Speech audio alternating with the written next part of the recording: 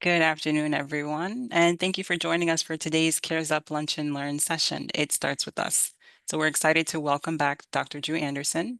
Many of you may remember Dr. Anderson from our previous session on stigma, or excuse me, stress. And so he did focus on how to bring in both the expertise and practical tools for navigating challenge in our work and our daily lives. So following that, today he will be guiding us through an important conversation on stigma, what it looks like, how it impacts first responders and their team members, as well as their families, and the ways that we can break down barriers to support one another.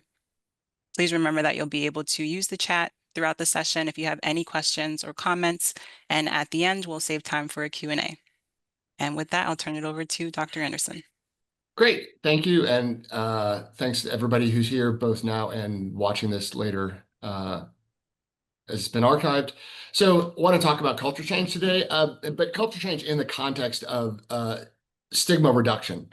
And I'm going to assume that everybody here, although that may not be true, has some connection to the first responders, right? Because it's part of the CARES Up grant.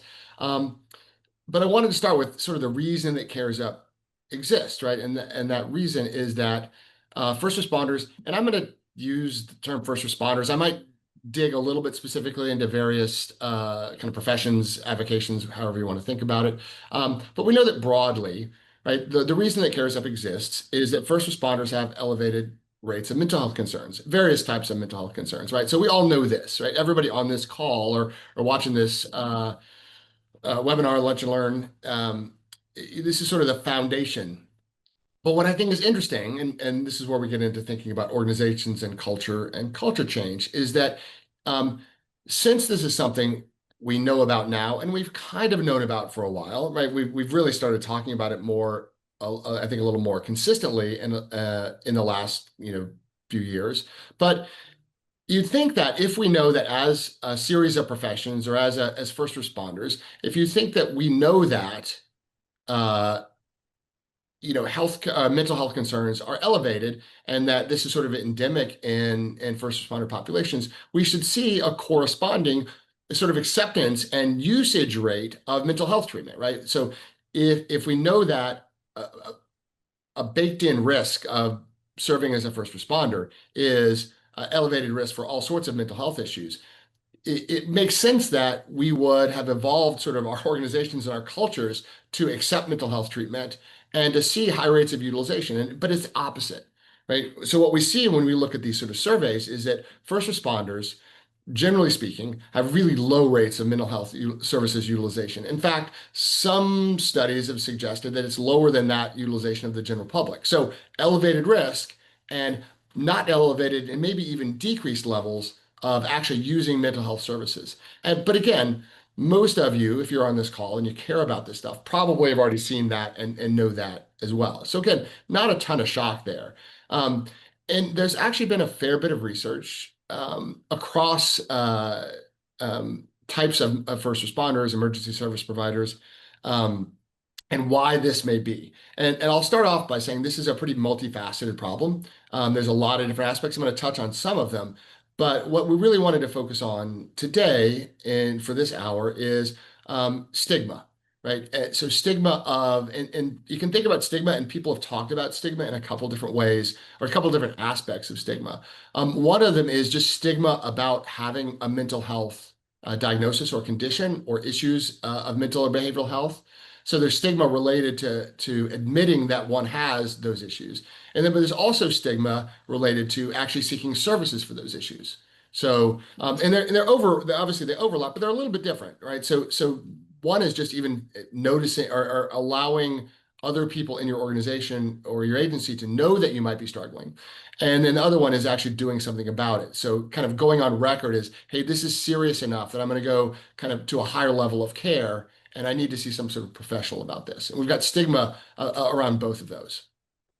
And, to kind of start this topic, everybody has seen this statement. I've seen it on, posters on the walls of agencies. It's okay to be not okay. And that's the sort of the language that we talk about. I get on social media as an excuse to say I'm doing research, kind of a look at groups on around emergency services, first responders, and you see this a lot. It's okay to be not okay. But the question we have here, but is it really? Right? And that's going to be one of the themes I'm going to talk about today, and I want us to talk about we say that, right? But do we really mean it? And do the way we talk about, think about, and act towards people with who might be struggling with mental health issues or seeking services for mental health issues, are we really supporting them? And is our culture, our organization really supporting not being okay? Right. So let's look a little bit at this. Like I said, there's been some research on this, and I just kind of want to pull some highlights because I think if we look at some of the research, by the time I'm done showing you this, I think we have a really good sense with maybe some numbers attached of why what some of the culture might be around in our organizations and agencies that is not supporting um, acceptance of mental health. So this is a study of police officers, and this came out in 2017, so relatively new. And I don't know if you guys can see this, probably screens are small, but I've got two kind of orange bars over there on the left. And what it said is they asked these police officers a series of questions about acceptance of mental health and mental health treatment in their agency and their own attitudes towards that. If you look, 58% of the police officers in this study said that they would not disclose their own mental health issues to their organization or to their colleagues. And 54% would not seek services for those issues if they had them. So we're talking over half of the police officers in the study had negative attitudes both towards disclosure and seeking treatment. But if you look at the three kind of blue bars to the right, I think it helps explain why. Is 62% of them said they felt that they would be discriminated against if they disclosed mental health issues or sought services for them. I think it's even interesting that 62% said they'd be discriminated against, but still that the gap means that some of them, despite that discrimination, would actually seek services. I think that's something, says something about how they thought of the seriousness of those. But still, you know, almost two-thirds said that they felt like that their colleagues in their organization would discriminate against them if they disclosed or sought services for mental health treatment. You've got over half, 53% said, I wouldn't want that person as a partner if they disclosed mental health issues to me. Right? And then 45% said they would think less of their colleagues, any colleague who disclosed mental health issues. Right. So those are pretty significant numbers. And I think so shouldn't be surprising that people wouldn't seek services if they thought they'd be discriminated against. They would be thought of less, and to the point where people wouldn't want to serve with them and have them as a partner if they disclose those issues. So that's I think in a nutshell kind of helps explain what those issues are. This is not a pretty slide. This is just I pulled this from a talk that or a paper that just came out this year in 2025, looking at why EMS professionals don't seek help.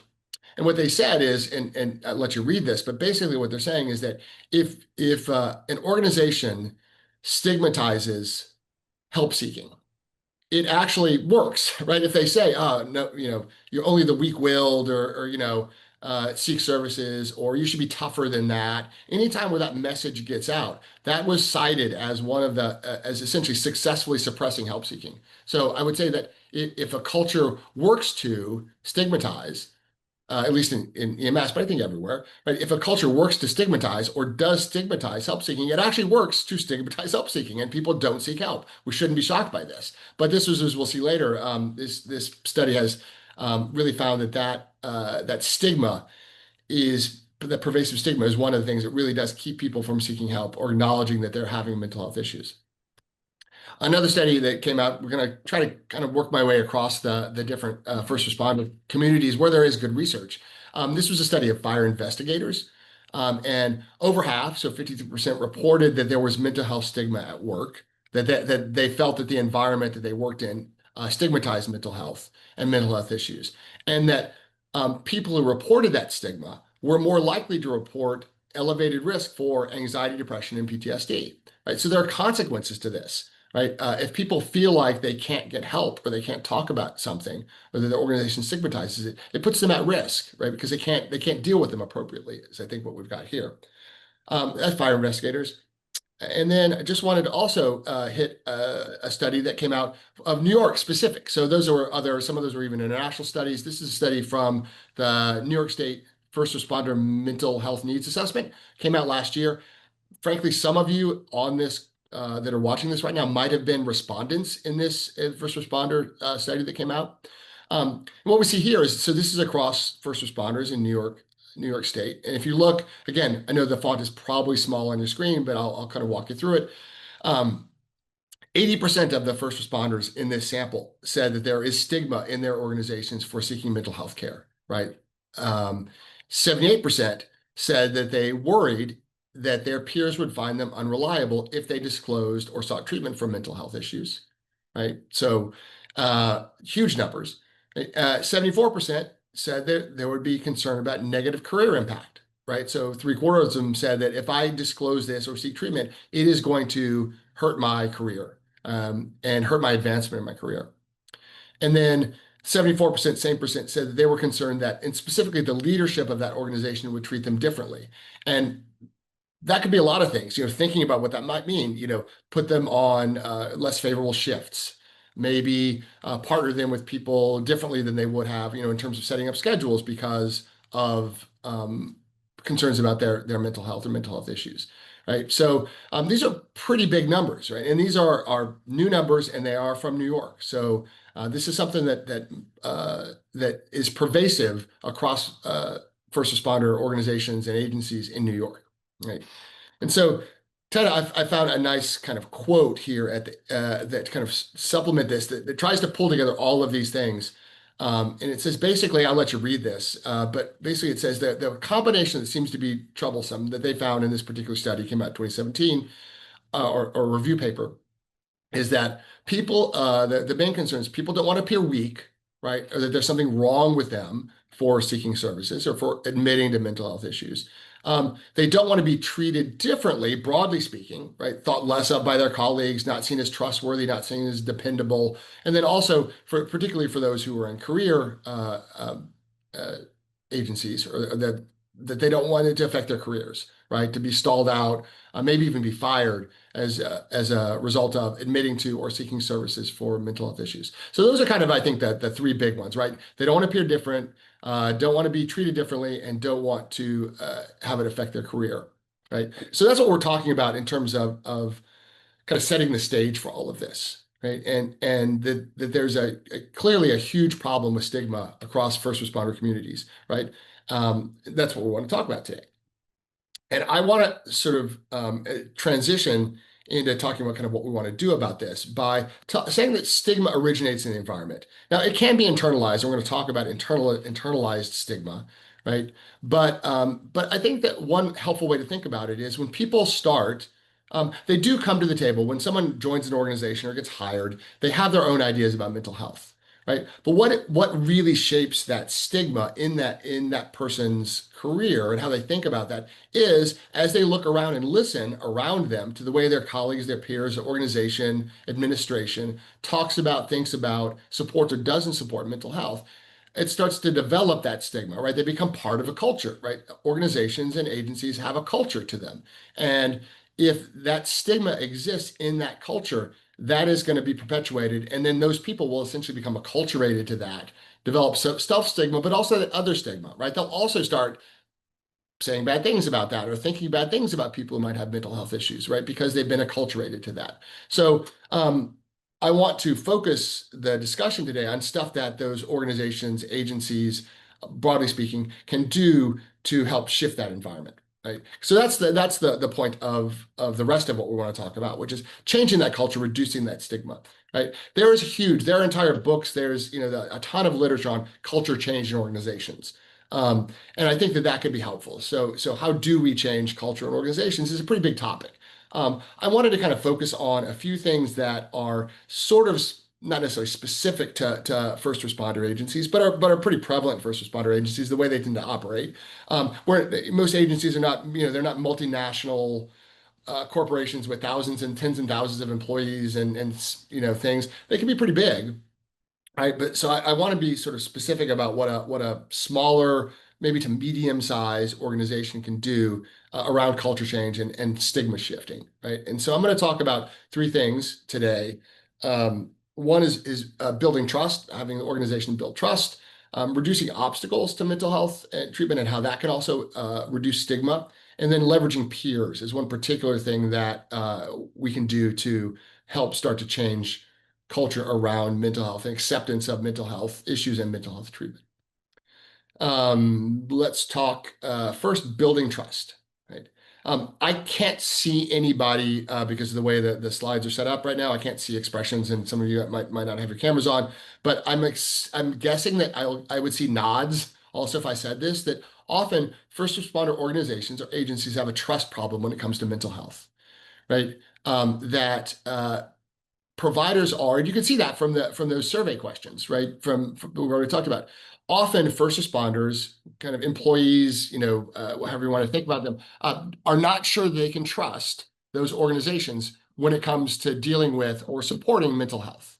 Right? And I want to cover a few themes that again I think are kind of, if not first responder specific, at least really relevant to first responders. So these themes are the first is that we see is that organizational support is seen as obligatory, right?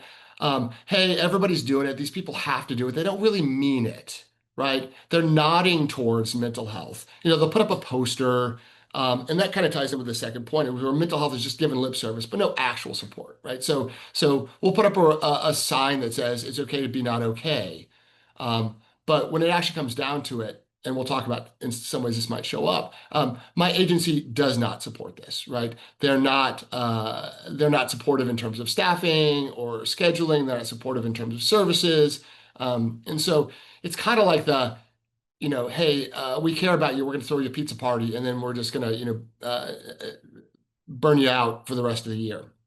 All right, so that's where I think a lot of this shows up is that it's just not, people feel like it's just not taken seriously, right? Now, some of you on the call, especially those involved in Cares Up, I think are starting to show some of that, right? The fact that you are in Cares Up, I think is a sign that you are starting to take this seriously or do take this seriously, maybe even have taken this seriously, right? But I think broadly speaking, when we're looking at organizations, this is one of the main things we really run into. The other one, which has already been talked about, is that even though we say it won't in a lot of places, people are worried that disclosure will have a negative effect on their career. Right? That they'll get passed over for promotion. Again, people start looking at them differently. We don't know, hey, will they be able to handle it? Are they going to fall apart in the stress? And do we want somebody with mental health issues leading our organization, right? Or moving up, becoming lieutenant, or battalion chief, or whatever that might be. And so those are the specific things that when we look at mental health organizations, when you ask people, the employees of those agencies or members of those agencies, this is the kind of stuff they talk about, right? And in particular, there is a kind of a combination that seems to be bad, and I kind of talked a little bit about this, but another way to say it is that if you combine if you show weakness, if you express negative emotion, that's bad, right?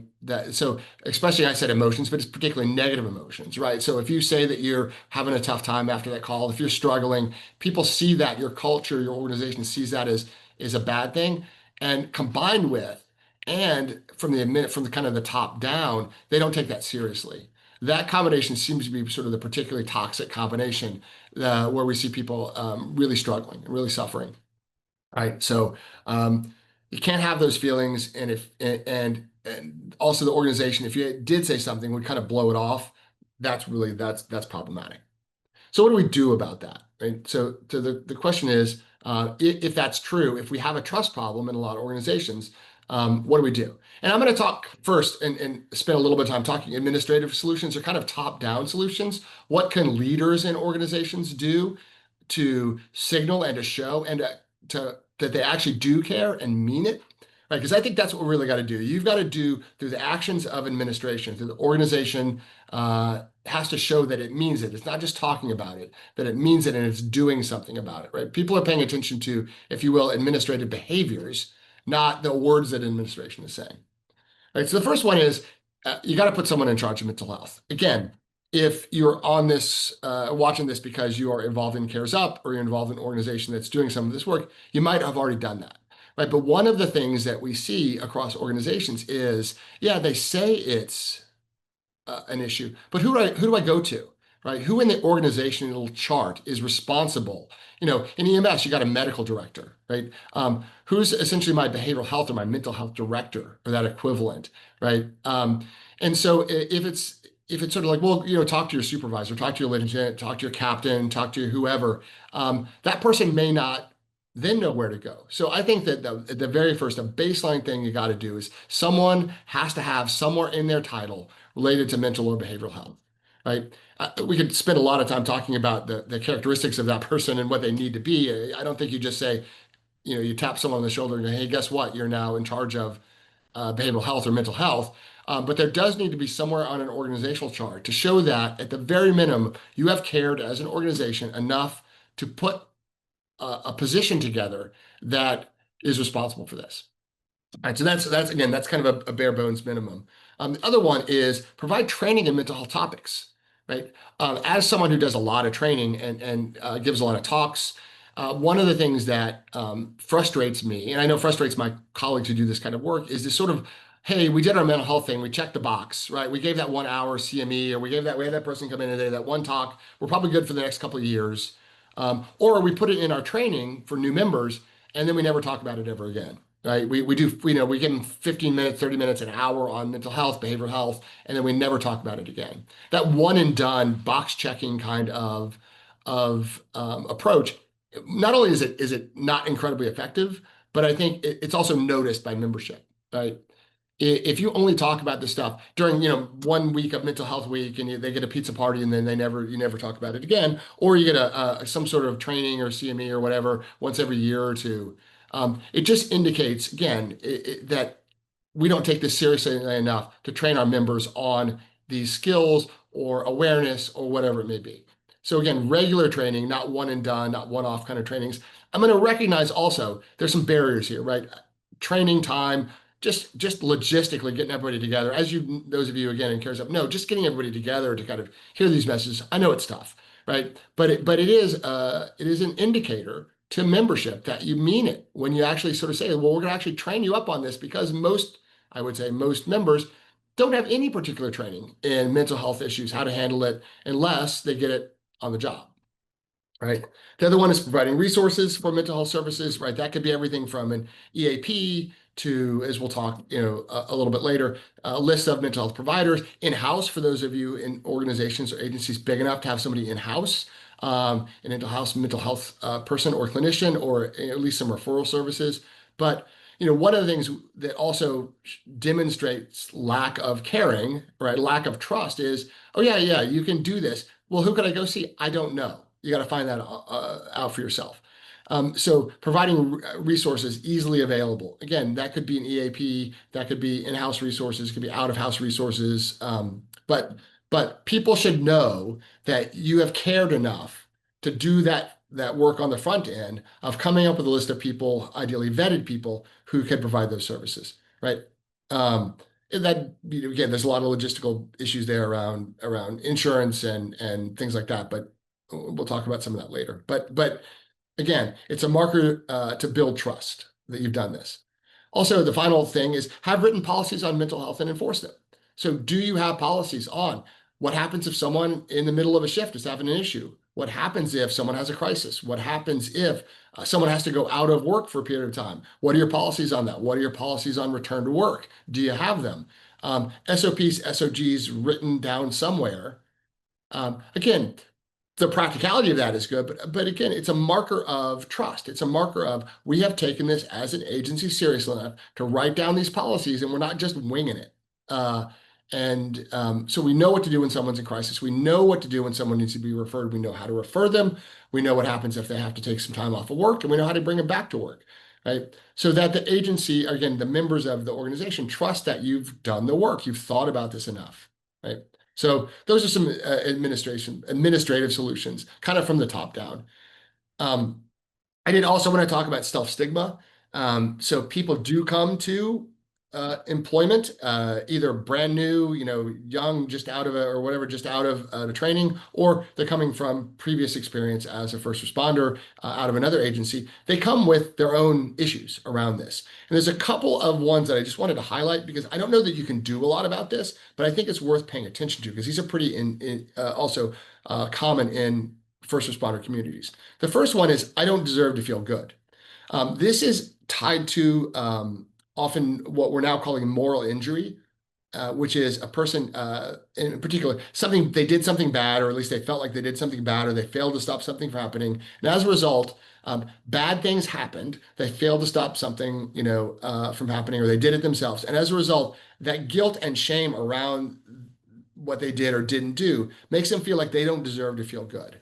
I deserve to feel like crap for the rest of my life because that kid died, or I missed that, particular, thing, and we had a fatal fire or whatever it may be. Because that bad thing happened, I don't deserve to feel good. That self-stigma is keeps people from seeking help, right? Because I don't deserve happiness in my life because of this. Right. And so that's something that is a barrier that people bring to the table. I just want to point out that's something that we will see. We see it a lot. We're doing a lot more research on this idea of moral injury. It does seem to be a risk factor, independent of like PTSD and other things. A recent study came out showing significant impact of like suicidality due to moral injury. And so, if you have people in your agency that have this, that's a real barrier to them seeking treatment. The other one is this kind of do it yourself. I don't need help. I should be able to solve my own problems, fix my own problems. I don't want to talk to anybody about this. That's weak. This sort of self-reliance thing that I think a lot of first responders have, this sort of mindset of relying on somebody else is a sign of weakness, and I don't want to appear or be weak. Again, another self-stigma barrier that people can bring to the table that keeps them from seeking services. And I love this. I love this is one of my favorite. Everything is more important if you say it in Latin. This idea, facta non verba, right, means deeds, not words. And when we come to that trust issue to kind of talk about building trust, that's what it all boils down to. And I'll say this again at the end. Um, your members, the members of an organization, the employees, however you want to sort of think about that, they are paying attention to what the organization does, not what they say. They're not paying attention to the posters, they're paying attention to the actions of the leaders of that organization and what they're doing or not doing to support or not support mental health and mental health treatment, right? So I think if you just paid attention to that, the put your money where your mouth is approach, that goes a long way to kind of helping start ideas about what you might want to do or might need to do to have people start to trust that you're taking it seriously. And again, cares up is, I think, to me, a concrete sign that you care enough about this, right? This has had to have approval at the agency. You're going in, you're doing trainings. So I do think that those of you who are involved in Cares Up, which I think is most people on the call, if not everybody, I do think that's a positive sign of trust. Not the only thing to do, but in and of itself shows that you care. Next one is we're going to talk about reducing obstacles. A little bit overlaps with trust, but I want to talk about making it as easy as possible to access mental health care. And not only is that helpful in and of itself, but how that can reduce stigma, right? So we want to reduce as many obstacles to mental health care as we can, right? And here's why. So it builds trust. If you have taken done that work up front as an agency, kind of like I said before, and have made it so that it's easy for people to talk to people. It's easier for people to go get help. It's easier for people to, if they need to take time off of work, to do that. That is seen as supportive and builds trust as an organization. So broadly speaking, the easier you make it for the people in your organization to get help, the more that they know that you mean it when you say that you want them to get help. So it normalizes also help seeking, right? Again, if you make it easy, that means that you think it's okay to be able to do that, right? When we don't want somebody to do something, we put up barriers. When we want somebody to do something, we make it easier. So it makes it okay, more okay, to go seek help, right? And this can particularly help because, as we've seen, a lot of people have a lot of worries about seeking help. They're worried they're going to be treated differently. They're worried it's going to affect their career, right? So the easier you make it, if people are on the fence, it might nudge them a little bit towards going ahead and getting that treatment because the organization has made it so easy, right? And people are, as we'll be talking about it differently. And maybe they've seen over time some of their colleagues and friends and peers actually getting the help they need, right? And that can also help them move towards seeking treatment as opposed to not seeking treatment. Right. A couple of things we actually see when you ask people what has gotten in the way. Those what are some of those obstacles? One, first of all, no time to seek services. Either, hey, I work nights, I'm trying to sleep during the day, so I don't know many mental health providers who see patients at 3 o'clock in the morning when I'm awake. That might be it. It could just be in some, I see this a lot in EMS, sometimes in fire, having to work multiple jobs to make ends meet. So I can't go seek services because I'm also working another job when I'm off this job. Uh, I don't know how much you can do about that, but I will point out that time and time again, people will say, "I don't have the time." Right? It's not like taking 1 week off to go to get a physical, where it takes a few hours and you do it once a year. If someone's going to seek mental health services, that's likely going to be a weekly visit for some period of time. Right? They've got to build that into their lives, and some people just struggle to make that happen. Also, I already mentioned this, hard to find referrals, right? Again, big agencies might have some internal providers but I would say most agencies don't have an internal mental health professional. If you do, great. EAP, I know there are pros and cons to EAP, but EAP can be a referral source at the very least, if not the treatment source themselves. And I will just mention that what's nice in the last since COVID has happened, that New York State does allow telehealth. All insurance agencies now allow for telehealth, so that you don't have to find somebody local like you would have to do 5, 10 years ago. You're in Syracuse, you don't have to find somebody in Syracuse. Now, I'm in the Albany area. I see patients all over New York as a psychologist. I've got people in Long Island. I got people out west. I got people in my area. And so that is something that's helpful it's getting a little bit easier to find providers because you can go find that culturally competent provider anywhere in New York State.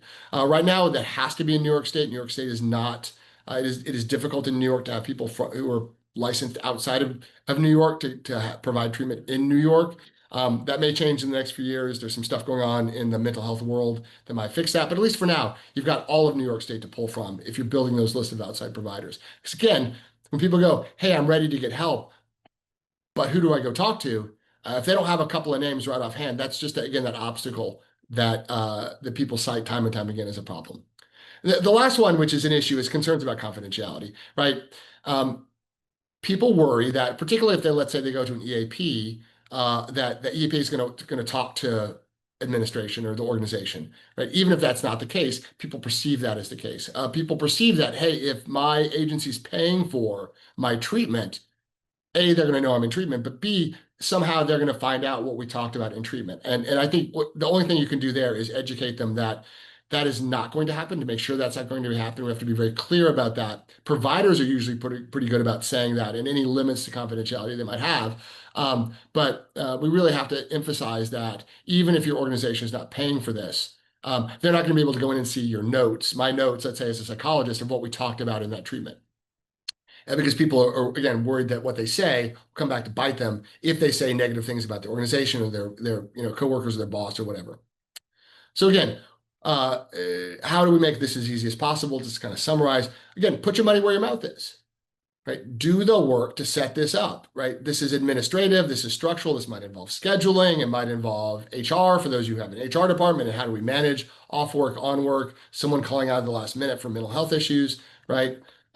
If you can at all possible, allow time for it. If people say, hey, I need a time from 3 to 4 p.m., if at all possible, to go do this. Can I switch my shift? Can I take some time out, from some other duties to be able to do that? Again, I know there's a lot of moving pieces to that, but wherever possible, that shows that you care. You've made it as easy as possible, and you care enough to make it easy for them to actually do that treatment. Because most of us, let's say most mental health providers, do work your kind of 9 to 5, maybe into the middle of the evening jobs. Some work on weekends, but not a lot. And so you got to kind of work in with a 9 to 5 job work day to be able to make that work. And also, again, just ensuring that they know the confidentiality and any limits they might have to that. Um, so I like to say this: we need to normalize asking about each other, right? Another thing to make it as easy as possible, and this will kind of move into my next topic, we need to make it to normalize asking about it. Hey, are you okay? And mean it, right? It's not just lip service. So that again lowers that internal barrier to seeking help if we're used to talking about it, right? And that will lead me to my third point, which is leveraging peers. In particular, I want to talk about peer support and how peer support. Look, I really like peer support. There's a lot of good things about peer support, but one of the things that's helpful that isn't talked about maybe as much when we talk about peer support, when we talk about peer support, we kind of think about helping that peer in crisis, right? Whether that be crisis of a bad call or crisis because they're getting divorced or whatever it may be, we think about peer support as that help piece, but it also and that's the first thing. So I just wanted to mention it provides support, right? There's that formal peer support. Many of you have peer support teams or are building peer support teams. I think that's really great. I really like that work. I think it's very helpful work. There's informal peer support, sitting around, just chatting with friends, chatting with people on shift with you. That is also peer support.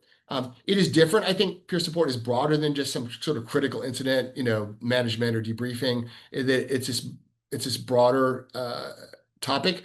And that's again what we mostly talk about is peers helping peers. But what is not really talked about as much is that it changes social norms, right? And if any of you really get into this topic, I would encourage you to look up social norms interventions, right? Because there's a whole group of interventions that have been designed, or kind of the framework is to help change a culture. Right? One of the things you can do is have people talk about an issue and talk about it accurately. So the more that you've got people in your organization, either formally trained in peer support or just talk about this and are good at it, the more they talk about this stuff, the more it becomes normal to talk about it, right? The more you've got people talking positively about mental health issues, checking in with each other, asking if people are okay, the more it changes that culture of the organization to we are a culture that doesn't talk about this stuff, and if you do, you're seen as weak, and people will stigmatize you for it. It's no, this is a totally normal part of being a first responder, and all of us are struggling at times, and so it's okay to talk about it, right? And the more people you've got that kind of that have that peer support training, or see what they're doing as peer support, you will really start to change that culture, right? Because what we're doing here, again, is specifically normalizing talk about mental health issues, right? We're normalizing talking about that was a bad call, or man, my life is really overwhelming right now, or I'm just exhausted, and don't feel great. The more we talk about that, the more we normalize it being okay to have those things, and also seek higher level care if needed. Right? So the more we talk about mental health, the more it's okay to say, I need mental health treatment. I will say I've got a friend of mine in a first responder organization who is well known high up in that organization, who has been very open about talking about their own mental health treatment and how this in this particular case they have sought treatment for PTSD, and they had to go through a couple of providers to find that provider that really clicked for them, but it's been great and it's changed their life. And I've watched that organization that person has been in change their language and change their talk around this when a valued sort of senior, not only a peer, but a sort of a person who's looked up to in the organization has talked openly about it. It has made it okay to talk openly about these things. And that's what we're kind of talking about here is you want the people, the more people see other people that they know, and ideally people they look up to talking about the stuff, the more it reduces that stigma, right? So the other thing is, not only does it increase supportive talk, it can decrease unsupportive talk, right? So if you've got those curmudgeon people who are still living in the world of, well, you should have known what you were gotten into before you joined this kind of did this kind of work, or it's weak to cry or weak to admit that you're struggling, right? If they see everybody else talking about it, at the very least, they have a tendency to not talk about it anymore. They kind of shut up, right? And inside their head, they may not agree, but at the very least, they're not contributing to, you know, making fun of, criticizing people who talk about mental health issues. As there's a change in the culture, those unsupportive elements tend to, not always, but tend to drop out. Right. Also, if people see other people talking to other people, it combats that I can do it myself mentality, right? It says like, oh, I see again my colleagues, my friends, the people I know, my superiors, people I respect, talking about mental health and getting help for mental health. Maybe that means if I'm struggling, I now am looking more favorably about being able to talk about my own mental health and get my own mental health treatment. So again, here, this is kind of peer support is a more of a bottom up type of culture change where administration can do a lot. the more you build peer support and the more that, again, at 2 o'clock in the afternoon or 2 o'clock in the morning, the people that you're on shift with or riding with or talking to or hanging out with in that agency are talking positively about mental health, the more it sort of starts to pervade that culture and shifts it from that bottom up. So I've left a little time here for discussions because I want to kind of stop. I'm hoping, like I said, we can have some talk about. For those of you who have done this successfully, feel like you're doing this well. I think it'd be great to hear from some of you about how you've done this, and I can give you some things as well. But I'd like to hear from other people, but also like where people are really struggling because we have different types of first responder organizations here. We have different sizes here. We've even got probably some career versus volunteer, and there's some issues there. As someone who works mostly in my own life, I'm a volunteer EMT and firefighter, so I see that as some differences. But I want to kind of talk about that. But again, the whole point of all this is organizational support is really, really key to reducing stigma. And there have been some studies that show that have been or have shown that when leadership is seen to visibly supports mental health issues and mental health treatment, it leads to lower levels of mental health problems, right? And I didn't put a slide to this, but if at the very least, there's at least some evidence that this can also do things like reducing turnover, right? People don't get burnt out and they quit. And I know most of us across first responder organizations have some recruitment and retention problems. And this can actually lead to lower levels of mental health issues, lower level of burnout, and at the very least, lower levels of turnover, right?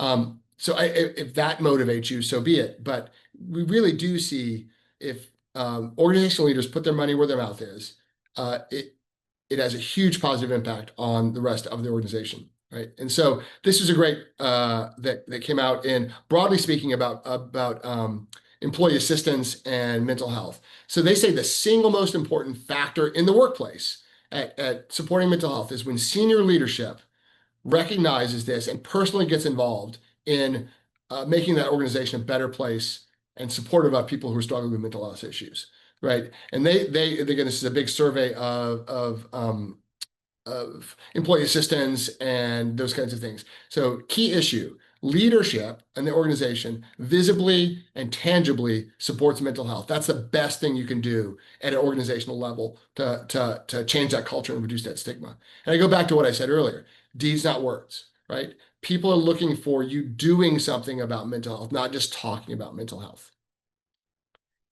And with that, again, I've left us some time for discussion.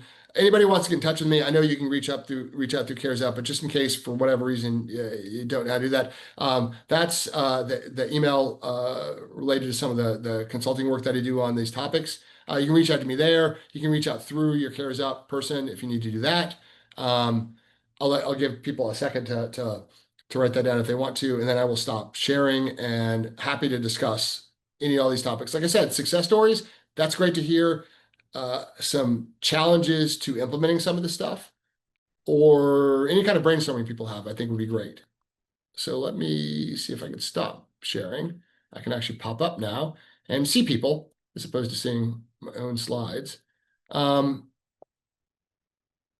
Thoughts, questions, issues? I'm hoping that some of the folks on the call are people who are in administration positions of kind of higher up an organization and can talk about things that they've done well or feel like they are not doing well or need to do better. So I know yeah, Timothy, Hi, how are you? how's it going? Good.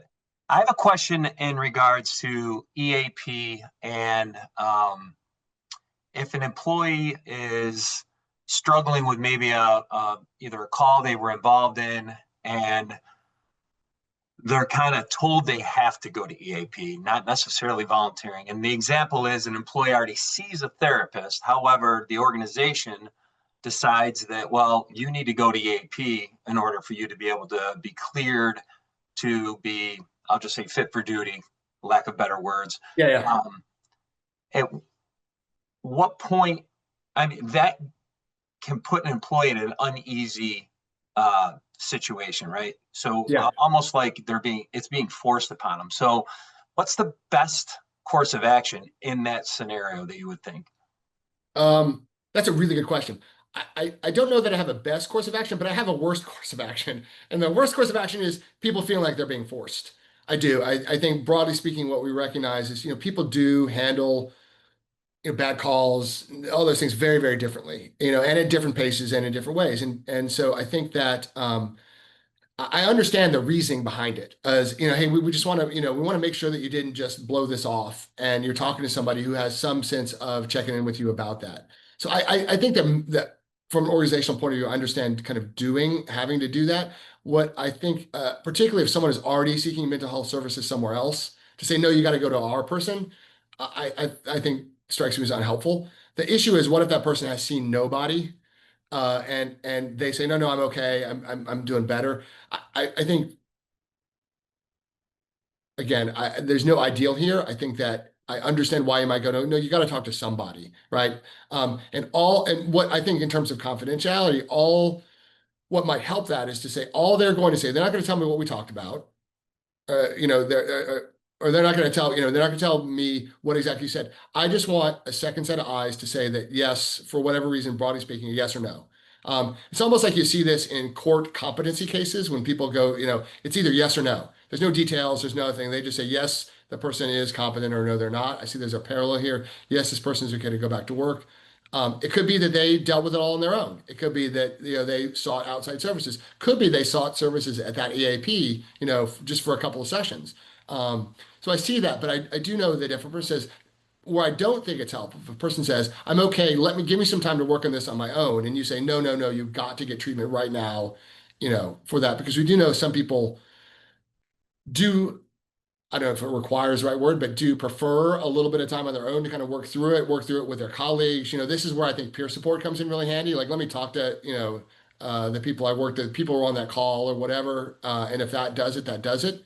Um, I know that for a lot of these, for lack of a better term, lower level calls, like, hey, it was just a bad call. Is everybody okay? And we kind of check in and everybody says, okay, that may be enough. But if a person is saying particularly like, I need to take the rest of the shift off, I need to take a little bit of time off, I understand that you might want to have some check-in. I would just make that as minimal as possible to just make sure you got a second set of eyes on there. I don't know, that was pretty waffly as an answer, but because I know that there's a lot of different organizations, a lot of different ways to do it. No, I appreciate it. Thanks. Good feedback. Yeah. And I know I think I can now see the chat. So let's see. Oh, how do you get senior leadership to buy in? That is also the huge question. I mean, I would like to think appearing to their higher and better nature is going to do the job. I will say this, and the reason I mention this is, at the very least, if someone themselves has the attitude that mental health is a sign of weakness or whatever like that, they're not buying in for this. I think the very least there are some financial arguments to be made for if you've got high levels of turnover because people are getting burned out, or you've got high levels of absenteeism, or your quality of your care is decreasing, or whatever, however that is framed in your organization, there's some at least decent data out there suggesting that mental health treatment can reduce turnover, reduce absenteeism, save money. Sometimes you see people just sort of extrapolating the data, but I think that, there's things to say, like, if you put EAP in place, there's a couple of examples, one in Canada that I know of, and I want to say there's someone somewhere else, that they've shown long-term significant improvements in the organization's financials by putting in place good peer support and good mental health treatment. If anybody wants those, I've got some of those studies out there. So I would say that's a way to get buy-in. At the very least, organizational leadership understands the bottom line, or they should, or they wouldn't be organizational leaders. And so if they care about people and they want people to do better and be healthier, that's great. But if they're reluctant, at least appealing to the bottom line, I think can sometimes help. Which, again, I feel bad that that's what we got to do. But if that's what we got to do, that's what we got to do. And there are some numbers out there, not a ton, but some numbers that people have done those financial calculations. The idea that, again, organizations using AAP as a checkbox, absolutely.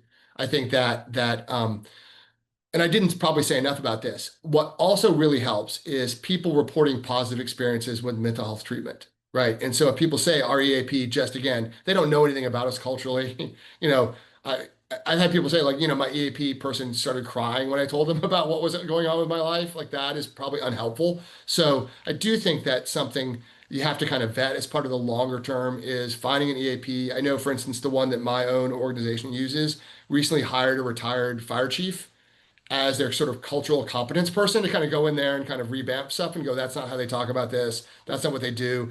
That has been really, I think, has been really helpful. And I've noticed in our own, our annual kind of EAP, like welcome to EAP that organizations do, there was a pretty big shift in how people thought about that because again, in my department, the person talked the talk, right? They knew what it was like. They knew what it was like. They were a volunteer fire chief, retired, and I think that helps. So I think that that's part of the ongoing process. If you've got a process where either an EAP or a provider is seen as not supportive, um, working to find new APs or new providers is part of your longer term solution to that. Because I think that you're absolutely right. That can totally violate that trust. And I went out there on a limb. I talked to somebody, and you didn't seem to care about it. That just comes across as really horrible. So I absolutely agree. I don't know if there's anything else.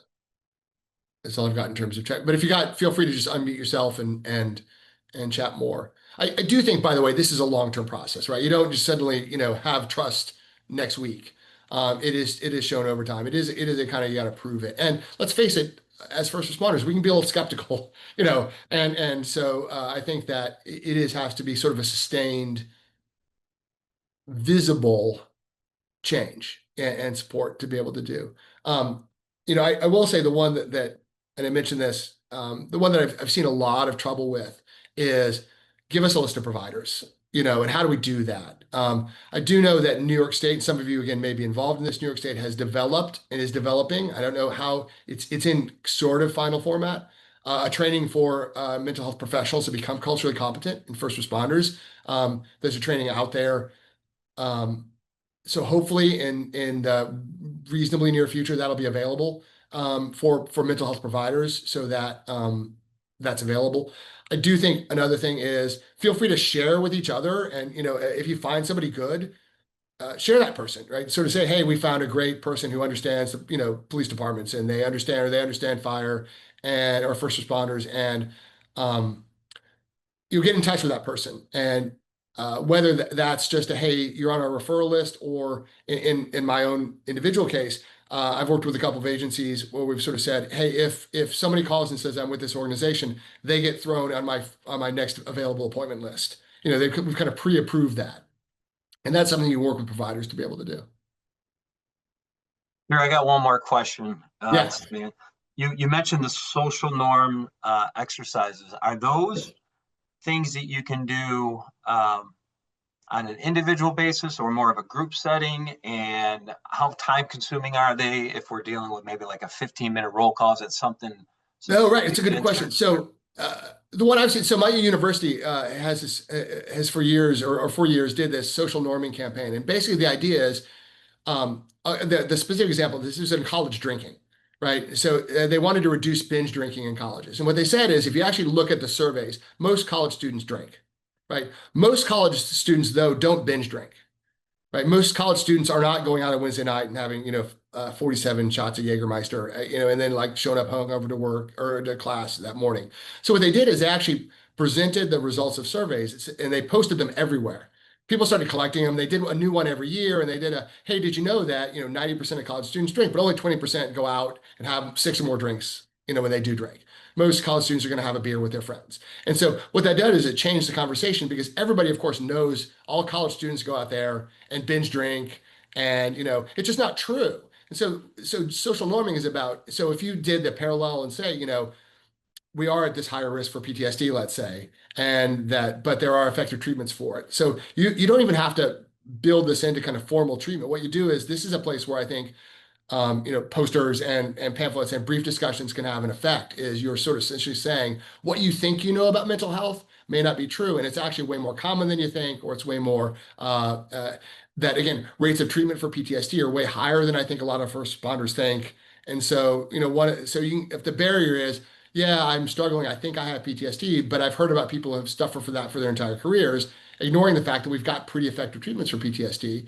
Just telling people that can have a shift in the conversations. And so if you just go out there, there's a huge bunch of social norms types of campaigns you can steal from. Um, none of them, as far as I know, are first responder specific, but if you get kind of the gist of how to do them, they're actually can be pretty effective. Thank you. Anything else? Like I said, I was involved in my organization, but only kind of tangentially. I didn't put together the messages. I helped kind of do some of the evaluation of it and from year to year. But nice stuff. Thank you so much, Dr. Anderson, for sharing your expertise with us today. And thank you to everyone who joined. As a reminder, we'll share out the presentation slides and Dr. Anderson's contact information by email after the session. And if you can also take a moment to please complete the feedback survey in the chat, because your input helps us shape future sessions. Our next Lunch and Learn will be on September 8th for first responder suicide prevention. So we hope to see you there. And thank you again for your time. If you have any additional questions, please don't hesitate to reach out to Dr. Anderson or the CARES Up team, and we're happy to connect you. Thank you so much.